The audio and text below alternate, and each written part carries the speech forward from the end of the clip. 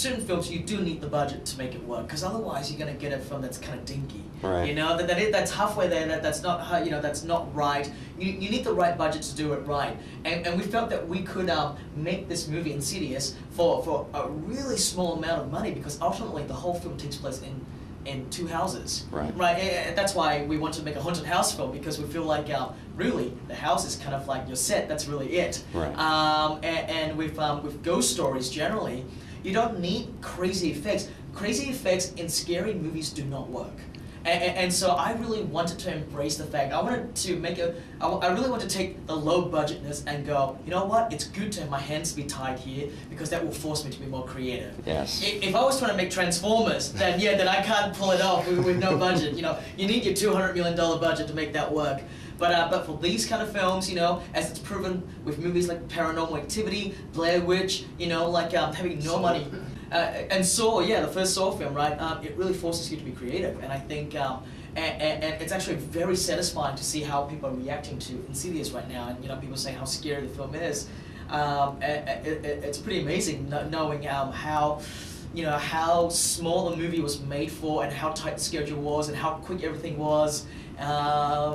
It's really cool, you know, it's really good, but more importantly, Leigh and I wanted to make it for a price because we wanted creative freedom. We wanted to make this movie the way we see it. You know, this film, from Leigh writing it to acting in it, you know, to me directing and editing the film myself. I cut this movie in my bedroom on a little Mac, on my little Apple Mac, right? So, and my assistant, my editing assistant, was initially set up in the garage. It truly was garage filmmaking. Until we got really cold, and I had to bring him into the kitchen.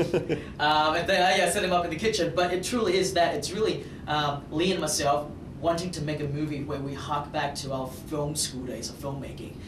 But having said that, with the knowledge that we have, you know, as filmmakers, you know, that are more experienced filmmakers, and you know, with proper crew. Right. Employing people that are great. You know, they know what they're doing, you know, as opposed to just getting our friends and go, right. You know, you can be the boom guy or you can be the clapper guy, and you know. The bonus with this that made it different to film school type stuff is that this was not a film school crew. Right.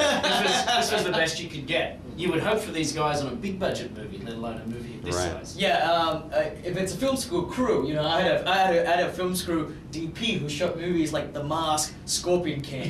But it's all about what's on the page. Right. You know, as James said, if you have a script that's about, you know, giant robots fighting in outer space, there's no way to do that cheaply. You need those studio toys. A film like this doesn't need it, so you can draw it in. I mean, even for me as a writer, I can write anything I want. I'm not constrained by the worries of budgets. I can write the biggest film about an intergalactic war, but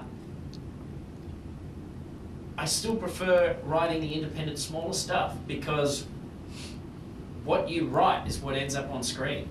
If you write the intergalactic war film that needs $200–300 million, all of a sudden this process of filmmaking by committee comes in, and your name will not be the only writing credit. Right. When the credits roll. You ever been to see one of these huge studio tentpole films and there's like 5 or 6 writing credits? Yeah. That's just, they bring in the next guy to do a polish, the next guy.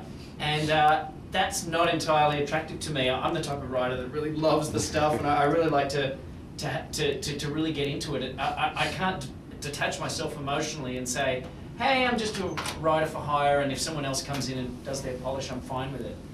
You know, it's not that great. So I actually love doing these sort of films with James, because not only do I get to work with him and have this, you know, close friendship on set, but I also get to see the film come to life the way you intended it to.